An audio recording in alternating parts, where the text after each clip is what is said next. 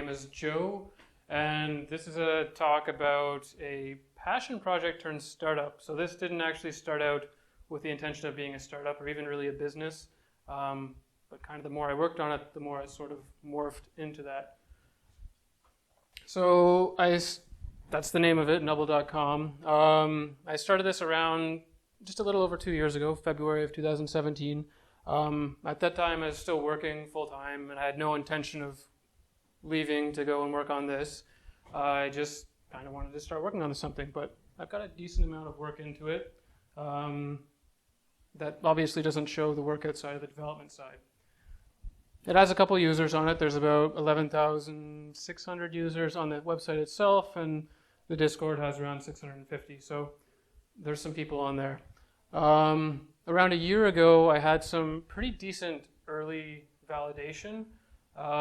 So when I shared it on Reddit, well, apparently people were interested in it. So that's when I decided that I was going to kind of go full bore on it as much as I could anyhow, and try and turn it into a startup rather than just a passion project. By that time, I had already been working on it kind of full time for a couple of months. But when I saw the potential it had, it was like, why would I want to go back to a job when I could kind of be my own boss and start my own thing? I also had a couple people come and go in terms of helping out on the project. Learned a lot of lessons there, but there's probably some good talking points for that one. A bit about me, I try and travel as much as I can in as many different ways as I can. Rather than just hopping on a jet and going to like a vacation destination, I like to backpack and see the world and see different kinds of people.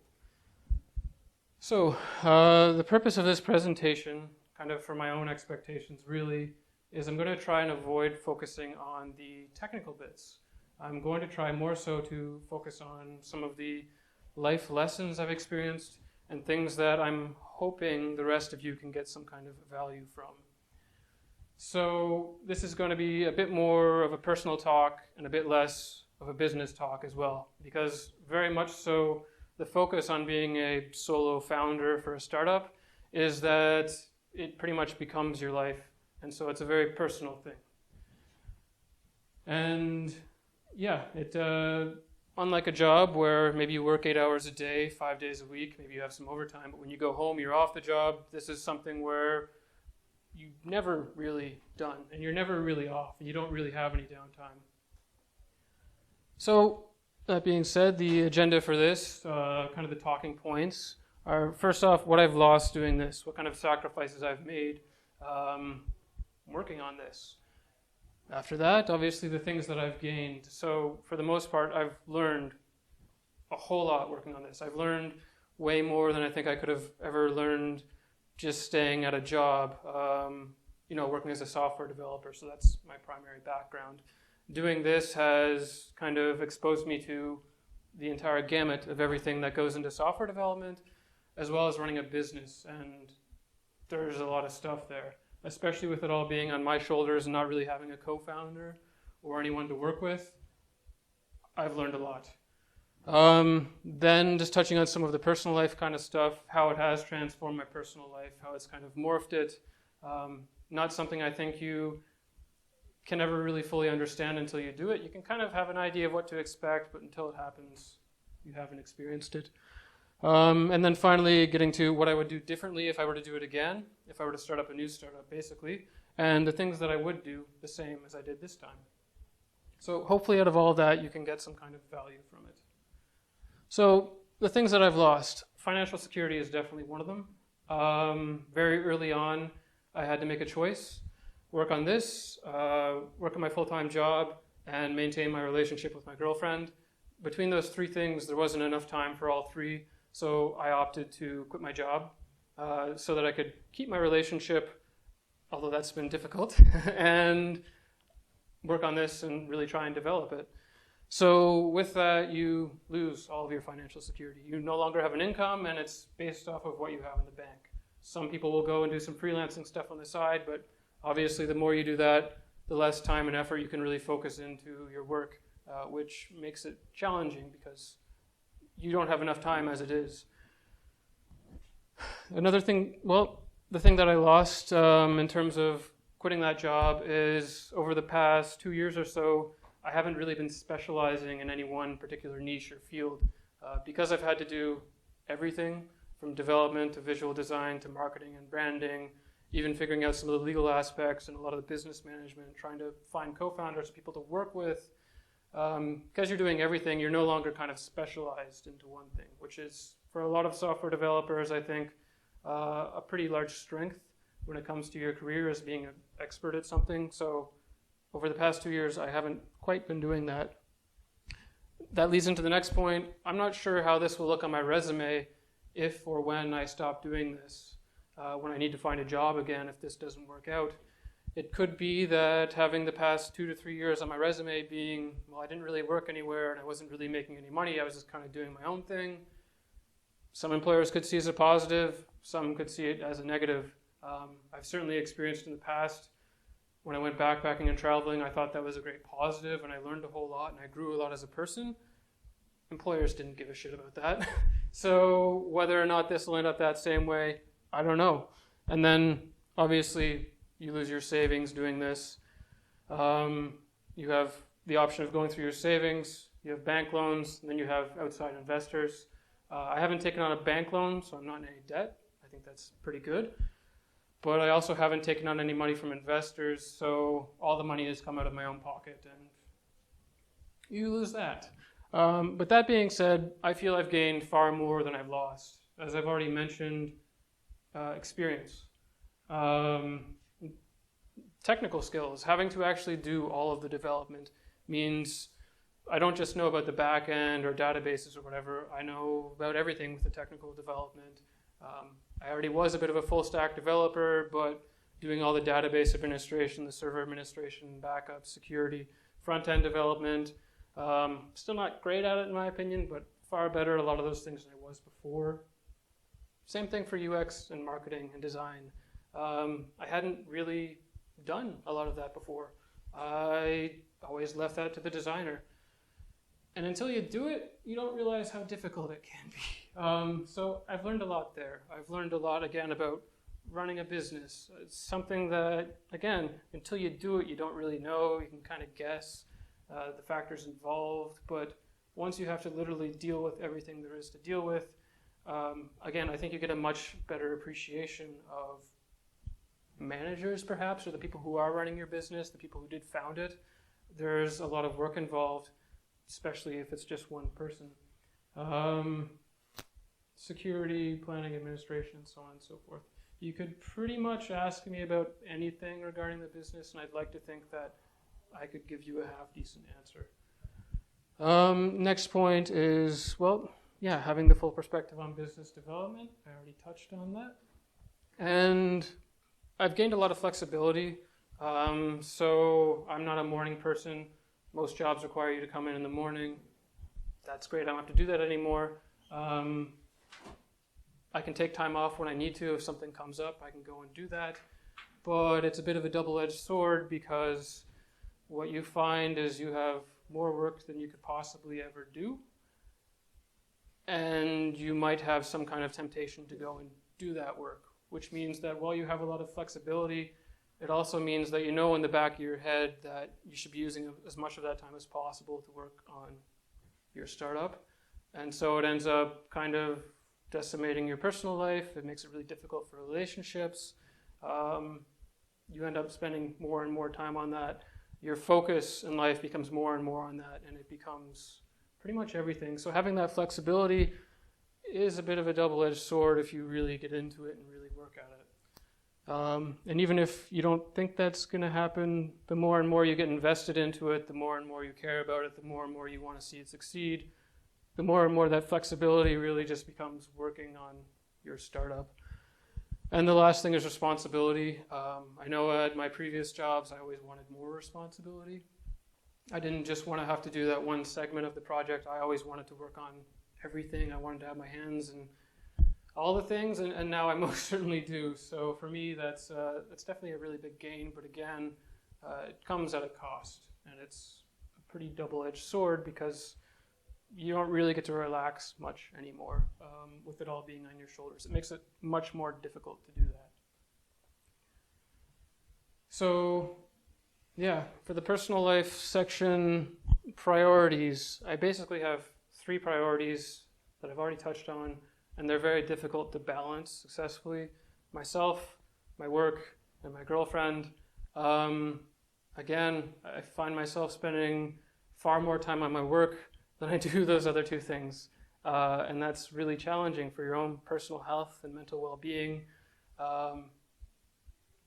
You have to take time off here and there, but oftentimes you don't, because if I spend this day working on this feature, I can get that next thing out, rather than giving time to yourself. It also means that if you're in a relationship, you've got to be extremely conscious of the other person.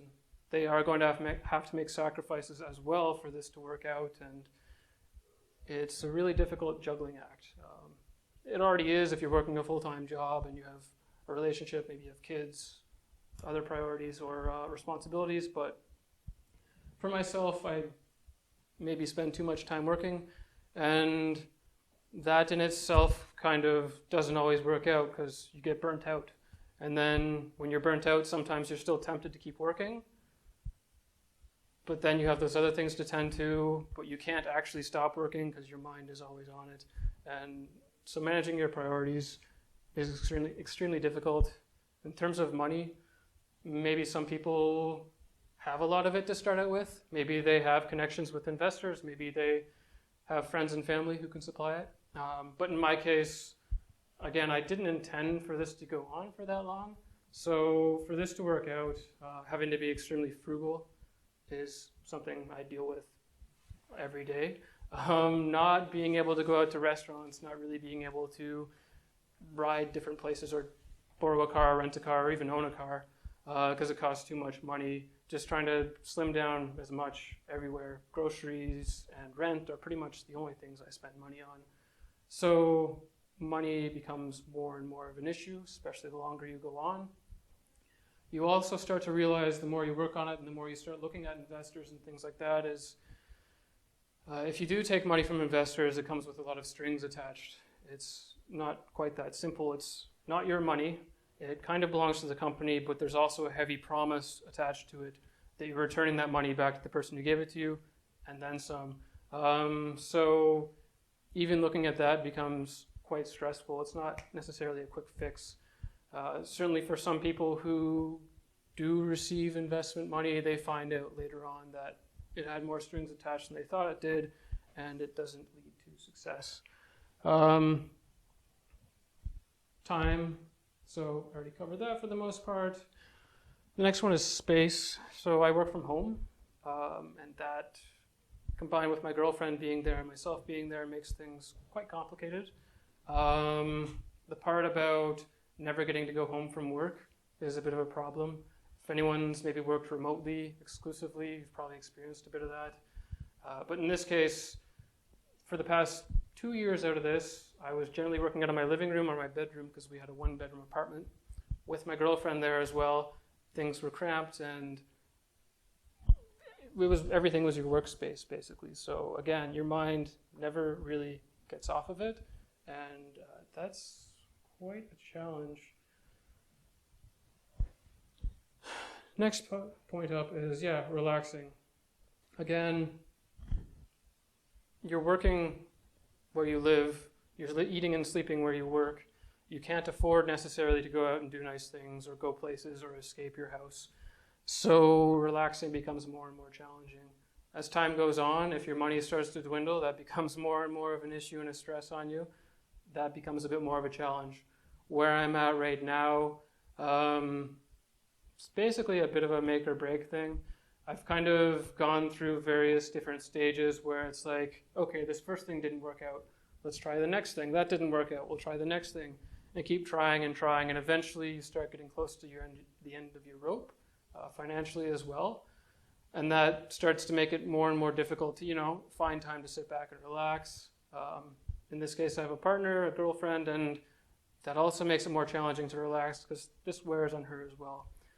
So managing those things has all been quite a bit. These are certainly things I didn't think about when I started this project 2 years ago. They're not things I thought about when I was like, oh, I can quit my job. I have enough money saved up in the bank to go and do this.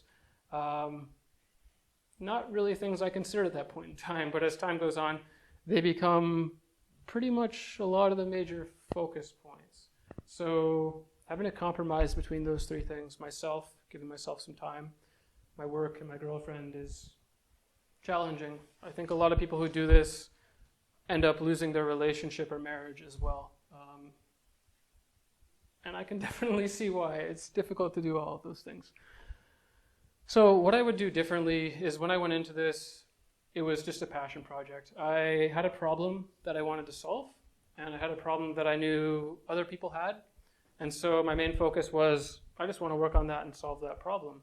The rest will kind of come afterwards. If I know anything about Silicon Valley, it's that if the product seems like it might be a success, people will invest, and you don't have to worry about the money side of things. If and probably when I do this again, provided this one doesn't work out, business plan is going to be probably the first thing I do. I didn't start that until maybe a year in, once I had a lot of the development done, once I had a bit of momentum, once I had some early validation. Then that's when I started looking at more seriously a business plan. What is the model for how this is going to make money? Who are our core customers who are going to make that money? Just getting a really solid business plan together is, next time going forward, that's probably going to be the first thing I think of. The flip side of that is, if that was the first thing I thought of when I started this, I probably just never would have started it.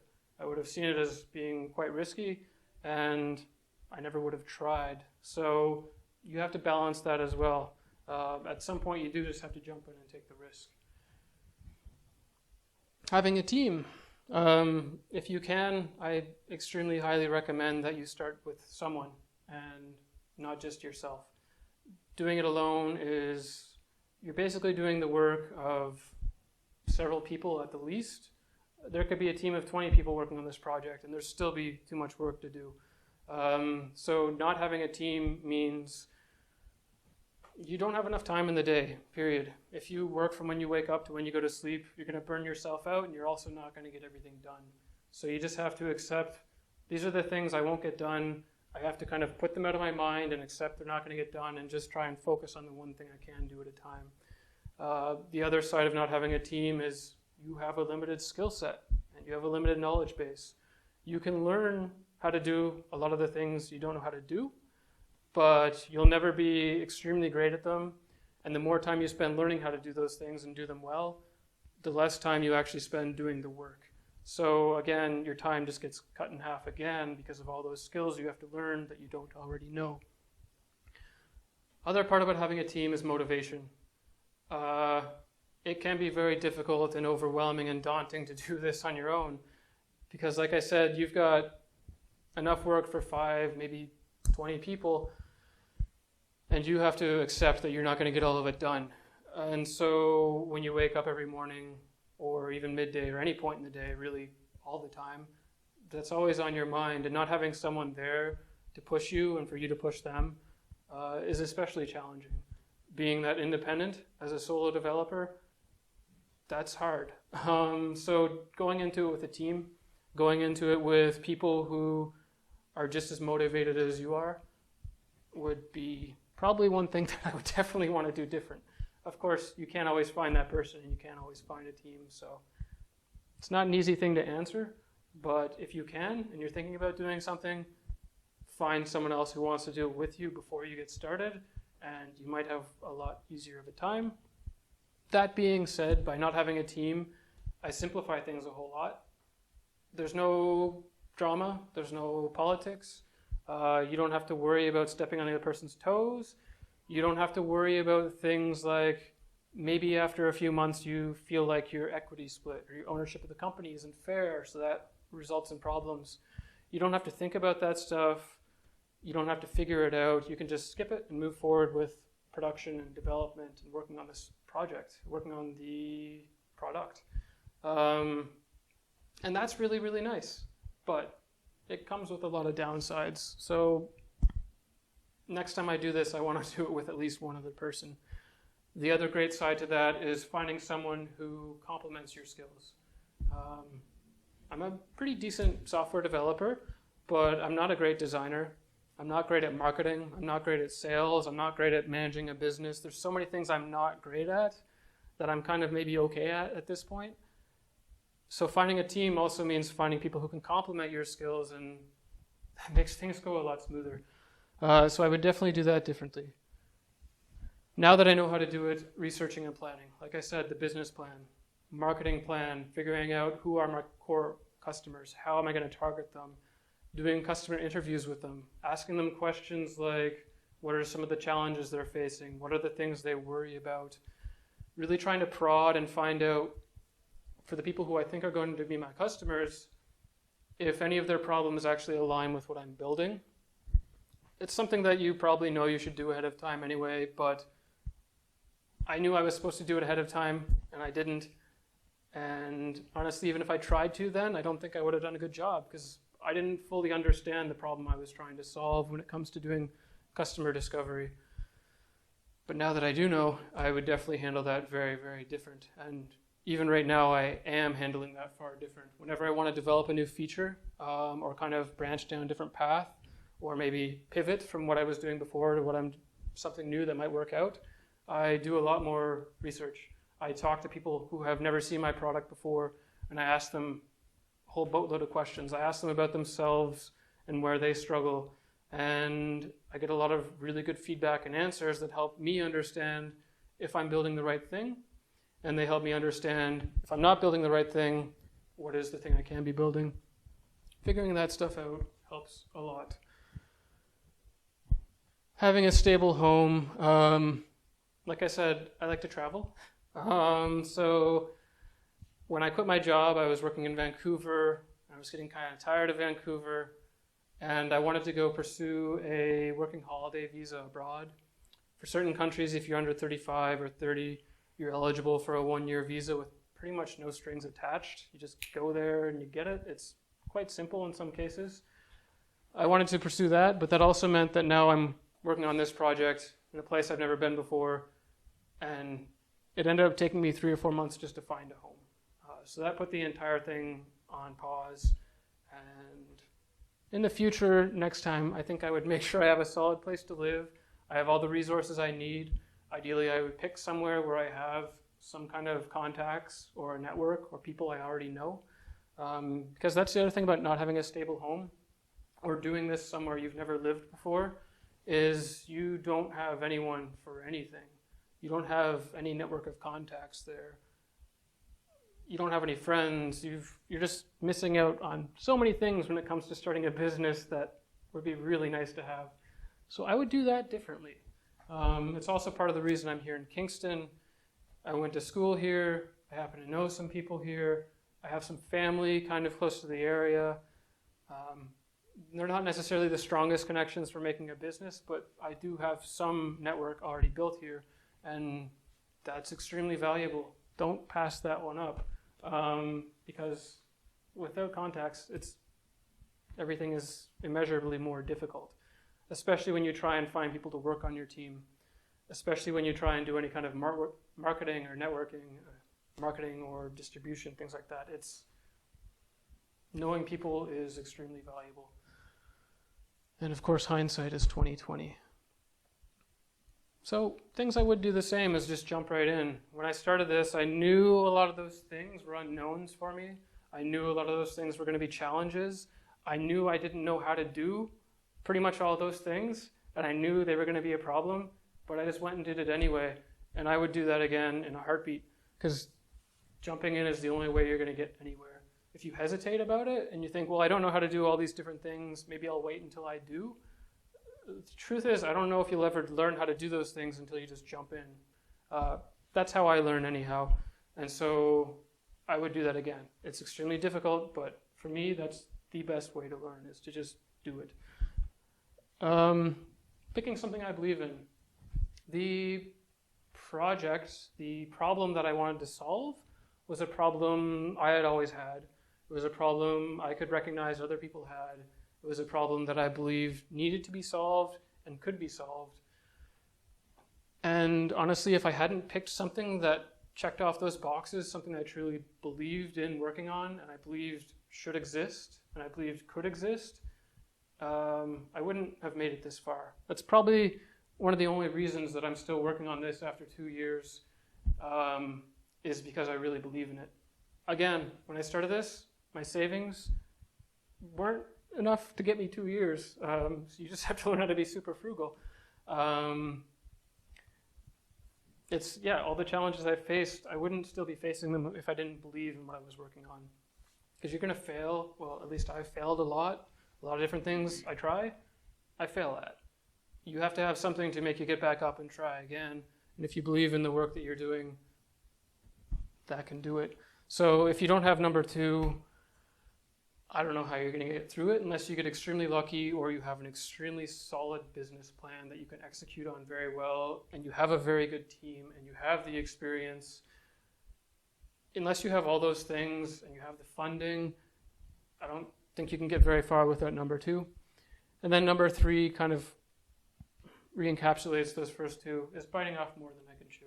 I really did. You don't know how much work it is until you try doing it. But I think the truth of the matter is it's always going to be more work than you can actually reasonably, feasibly do. So as much as you can kind of see that one coming and you want to avoid it, I'd do it again, because I don't think you can avoid number 3. So just some more of the challenges, and I've already covered some of these. Only 24 hours in a day. Keeping focus is really difficult, especially being a solo founder. Without someone there to keep you in check, it's extremely easy to get tunnel vision, to focus on one thing for too long, especially for me, in my opinion, as a developer. I work on one feature and I work on that feature and work on the feature, and I get so focused on the feature and what I'm building there that it becomes difficult to keep everything else in perspective. So focus becomes a really big challenge. On the flip side, when you're seeing the bigger picture, sometimes it's difficult to actually hone back in on the specifics that you need to work on. You don't have a manager or a boss or anyone else there telling you what to work on. It's up to you to decide what to work on every day. And that can be kind of challenging. I could decide tomorrow that the best direction forward for my company is that we sell underwear. And that's a decision I could make. You could literally do anything, and it makes it very challenging to know what to do. So yeah, you pile that on top of your own personal health and your mental well-being. In this case, my relationship with my girlfriend, money, even finding a home. I've moved at least 3 times, maybe 4 times since I started working on this. Not having a stable home, again, can make it very challenging to stay focused on what you're working on. And when you do have those pauses in between and you come back to it, where was I? What was I doing? It's difficult. It's also challenging when the thing you're working on isn't working out. If maybe you have a specific feature or a specific part of your product that is really supposed to be the bread and butter, but it's not working out, it's very easy to have tunnel vision and not see that and keep overcommitting. At the same time, it's a challenge to know when to draw back, cut your losses, and try something new. And without having a team, without having anyone to work with, there's nobody to keep you in check. It's all on your shoulders. So yeah, keeping focus is really hard. Staying motivated, same thing. No one to rely on. Money and fundraising, pretty big issue.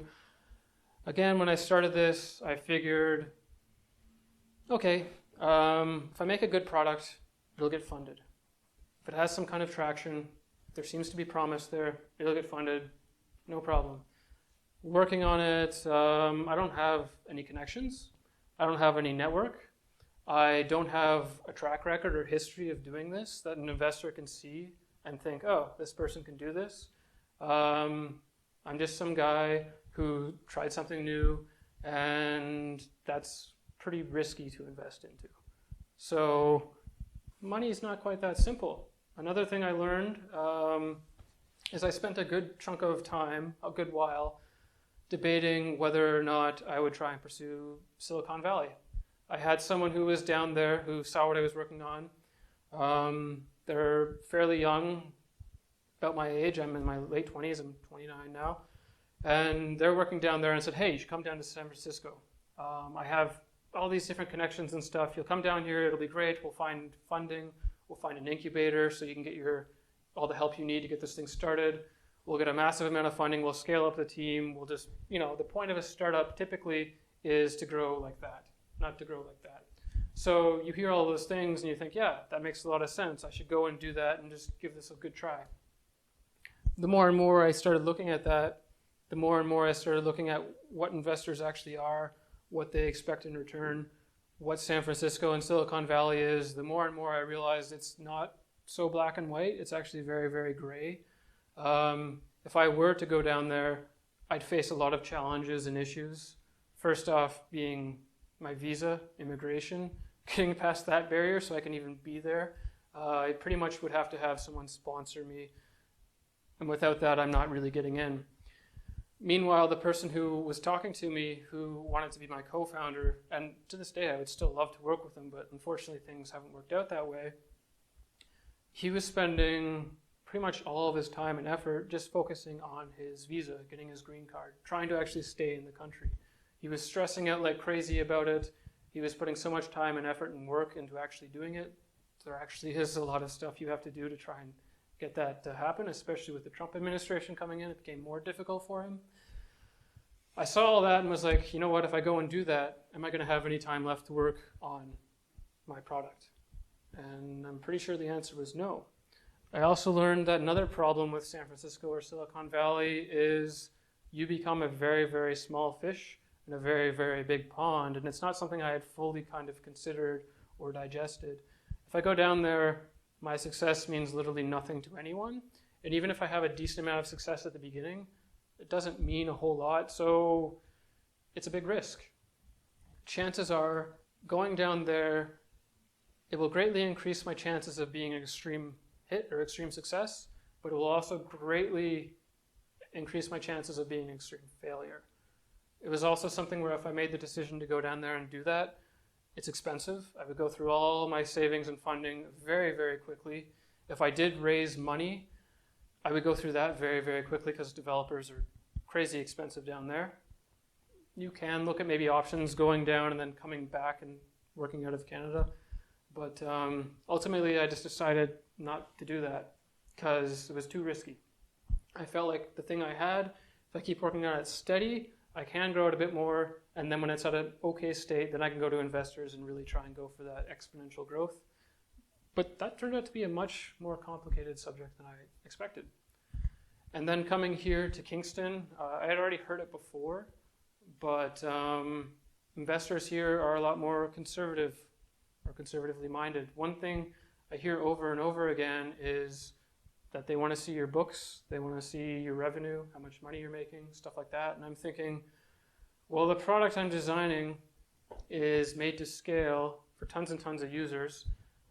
And it's also something that's designed to probably not make any money for the first couple of years. But by year 4 or 5, it could be ludicrously profitable. That's not what they're looking for here. It's just, based on everyone I spoke to, it's not. It's a big risk. Again, I don't have the experience or the background, so I'm a huge risk. I don't have a team. That makes me more and more of a risk because of all the reasons I said. And it's not that simple. So that's caused me to reevaluate how I'm going about trying to find money or fundraising. It's caused me to kind of flip my plans for the business from grow exponentially big and worry about money later to I need to have some trickle of money, some revenue early on in order to get to the next stage of fundraising, which is not what I expected. It's also something where I could have easily just folded and said, you know what, this is not working out, I'm going to quit, go back to a job, and be done with it. And that's where you have to basically keep trying if you really want to see it succeed. Because you are going to fail, you're going to have those roadblocks, you're going to have to change what you're doing in most cases. Everyone I speak to says at least 9 out of 10 startups fail. And that's something you have to be very acutely aware of. But that number goes down the more experience you have, the more you've done it before, the more you know what to expect. So, yeah. And the last point is wearing many hats. Again, it's challenging. As much as I knew at the beginning going into this, I'd be a one-man team for most of it. I hadn't ever really considered that I'd be dealing with legal considerations, talking to lawyers and things like that. I've never wanted to do sales in my life. I just deplore it. I don't want to do sales. I'm so uncomfortable doing that. And you have to do it. You have to learn how to do it and force yourself to do it, and it's extremely challenging. But the upside is you learn a ton. I'll keep talking about that one. So one other thing about that is in learning so much, I would do all of this again. If I started all over and I didn't have my experience or knowledge, I'd do it again. Plain and simple, I've learned way too much and had way too much experience to want to throw that away. I don't think in 10 or 20 or 30 years, or even on my deathbed, I'm going to regret those 2 or 3 years where I gave up a job and gave up any kind of stability or security to go and do this. This isn't something I'm going to look back on and say, shit, I wish I hadn't done that. Because I can go and find another job. I know one thing I wouldn't say on my deathbed is I wish I spent those 2 years working at an office. So something to consider. As difficult as all of it is, it helps to try and keep that perspective, for me anyhow. And then, but how? Again, for me, believing in what you're doing, being a solo founder, absolutely necessary. I wouldn't get very far without that.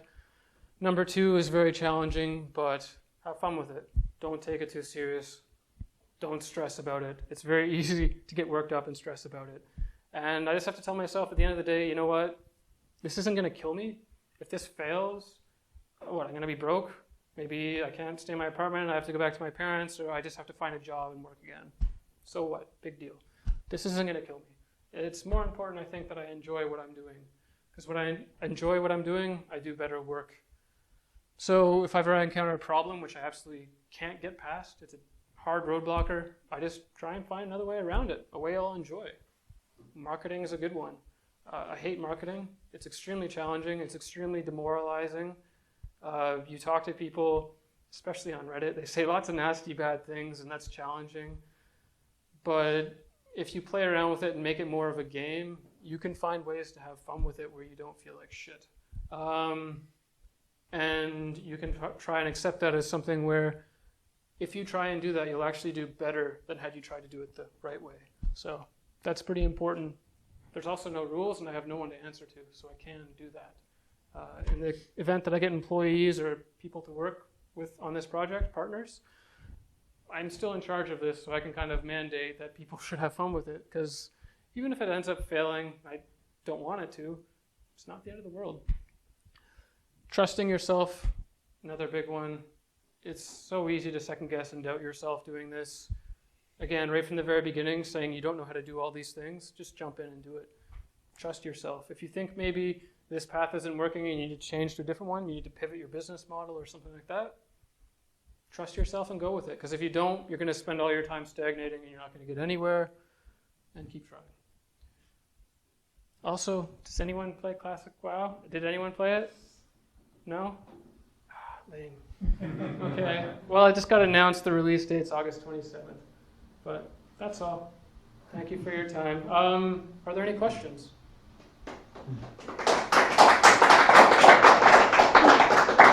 Sean. Joe.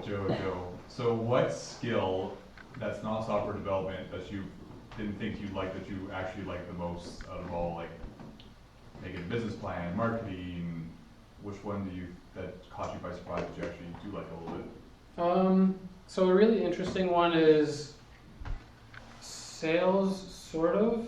Again, if you have the kind of have fun with it mantra, that forces you to approach things differently. So if I try and do like a traditional sales route and try and market to people, it's a pain in the ass, but if I try and find a fun way to go about doing it, user interviews is actually pretty interesting. If I go to someone new I've never spoke to before, who's never seen what I'm working on, who doesn't know me or even what I am working on, I can have a conversation with them back and forth, asking them questions about themselves, listening to what they say, and learning a whole ton about what their problems are, and getting really good ideas for how I can solve them, learning what problems they want to have solved. All while I'm doing that, I'm listening to them very intently. They're not feeling like they're being pitched to, because I'm not pitching to them. I don't feel like I'm pushing anything on them, because I'm not. But at the same time, I'm getting extremely valuable information for how to market and how to sell. And at the end of the conversation, they're typically always extremely interested in what I'm working on. So that's one thing which you can do kind of in a fun manner. That is also probably the subject I've struggled with the most. Trying to do even different kinds of content, practicing doing video content, talking to a camera basically, doing those kind of things to build up my skills and my abilities for actually marketing and talking about what I'm talking about. That's actually can be kind of fun the more you practice it. On the business planning side of things, that one I haven't found a fun way around that. It is what it is. Same with the kind of legal stuff. Best thing I can say there is if you find the right people to talk to as mentors or advisors, if you find the right people to talk to, it can actually become a bit more of a fun subject to discuss and figure out. That's it. Any other questions? Is there anyone in this room who's ever done anything like this or wants to do anything like this? Okay. So that was a pretty brave presentation. Okay. You're taking your startup and you're saying how hard it is. So I think you should be congratulated for that, and the fact that you're 30 and you've already have that startup under your belt is really awesome, because the skills you have are real skills, Mm-hmm. which is great. Where are you in the startup now? Like, do you have a minimal viable product, or are you trying to fill the network, like, with people? Like, So there was an MVP, and I got people on there, but I realized the model I had wasn't really sustainable in the sense that it seemed like an MVP. It was enough to get people to sign up, create accounts, fill out their profiles, start using the service. But I realized there were more challenges associated with really having a true minimum viable product than I had expected. That was back in February, March 2018, so about a year ago. I had an MVP. I thought I did. But then I realized I totally had to reapproach how I was doing the marketing, how I was getting people in, to make sure the demands were actually met, make sure the right audiences were there. Because it's a solution where what I'm building requires two different parties of people to kind of be there so they can feed off one another. Coming to understand that better, understanding that I needed to build out more features, I spent a long time doing that. Sorry, to answer your question, sort of did. Tried to fix that. By the time I finished fixing that, I realized that my understanding of my audience or my customers had changed so much that what I had to build for the MVP had kind of changed. And then once I started doing that, I also realized that the money problem was one that I had to solve differently, at which point I had to completely change things around again, and now I'm building a pretty different MVP for that new audience. But at least by now I've done a lot of the research. I have a decent amount of experience. I have a much better handle on who those people are. I know how it's going to make money, and I know that it's actually pretty viable, that it can. So right now I'm building another MVP, maybe like my third, one that's more focused on that audience. But this is like my third or fourth MVP so far. Yeah, okay. Yeah, it's like, one tidbit I learned was, I had a guy that ended up, he's doing a startup, and he told me that that a startup is something that you could imagine that you could do in 4 months. And then if you could actually think that you could build it in 4 months, then you might have a chance at getting through, because of course it'll take a year or it'll take you 2 years. But, Yeah. but he's like, don't try to make a startup out of any idea that you can't build in, like, by the end of the summer or something like that. Yeah. And speaking to that point, my first MVP took probably about 4 months. Yeah. But the problem was, again, all the other things underlying it. The major challenge was realizing the marketing stuff I didn't understand, Yeah. and having to reevaluate the MVP. Yeah, but it sounds like you've pivoted, Yeah. and now you're working on an MVP, and that's why you're in this now, is because you're actually working on another MVP, and that MVP presumably is the one Yeah, that will. but I would agree. Yeah, if it seems like it's going to take more than 4 months, it will actually take 3 or more times that actual amount of time. So there's a estimate- factor. expectations should be here. Your estimation will be here. Reality is somewhere up way further, especially without a team, because there's so much stuff you have to do. Anybody else who is? Or another question. Sounds like you're sticking to it and you're gonna make it work. Have you, from what you've learned, are you thinking about what to do next? Like, In what sense? other than If I move on from this? yeah, or like maybe it will work, but like So, from what you've learned, is there something that's also really interesting in the area that you find? sort of the kind of, well, the MVP I'm building right now. Yeah, okay. The different kind of user base I'm building for is something I've kind of uncovered as time went on. The more and more I kind of tried different features and realized how they sort of did or didn't work, realized how I just wasted 2 or 3 months on something that doesn't make a lot of sense necessarily for bringing people in and making money. Yeah, I have uncovered, I think, a much more specific niche where the business will actually fit. Out of all the things I was sort of looking at and targeting, I found one that I can really hone in on, one where based off of a lot of customer interviews, there's a demand for it, people are willing to pay for it, and I believe that I have the marketing abilities to make it happen. I also think I understand the market enough that I know they are marketable too without a budget. That's another huge concern, is marketing without a budget. You have to get creative. But yeah, did you want specifics, or does that answer your question? Anyone Thanks else? for the The new MVP you're targeting, or you're Yep. aiming at for now, is it in a direction of using a tack that was a total surprise to you before, or was it something that you thought, well, yeah, maybe, but I just don't think it's worthwhile, but then your user interviews identified that actually, yeah, this is something. Was it on anywhere in your, on your radar before, I guess? It was something that initially I wanted to kind of do in a different form, but I put it like as a low priority. It was like, we'll get to this maybe after a year or two, I'll work on that. But now it's come to light that that one thing is probably the one thing that makes the service. So it was on the radar, but it's become a lot more uncovered. And as I've uncovered it, I've done a lot more research and really learned what that one thing needs to be successful. What is it? If you think, basically Craigslist sort of plus like a LinkedIn profile for game developers. So for freelancers, if you look at Upwork or freelancer.com, there's a couple other websites where people can go on and sort of make a profile, have reviews, bid on jobs and stuff like that. There's a lot of room to actually do that service a little bit differently and do it specifically to the niche of game developers. For artists, voice actors, composers, programmers, you get all those people on there.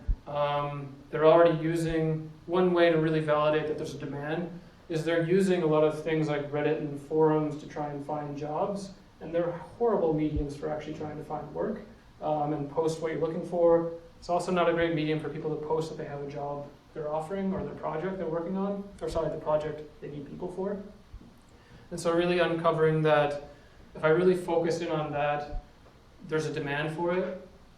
People are willing to spend money on it because it's work, they make money off of it, they're willing to chip in some money for that to happen. I've also learned through experience that that audience is actually a lot more easier to speak towards, and they're happy to actually be spoken about, they're happy to be informed about this product, which makes the marketing without a budget far, far easier. Yeah. Anyone else? Is there anyone else who wants to do a startup, or is there anyone else who has a passion project they want to work on and maybe turn into something one day? We're all dead inside joke. Okay, great. All right, and that's it then. I think we're all done. Thanks for your time. Thank you for your time. And I hope I did a half decent job. I hope I didn't speak too fast or too slow at certain parts. And I hope it was helpful or informative. So, yeah. Thank you. Thank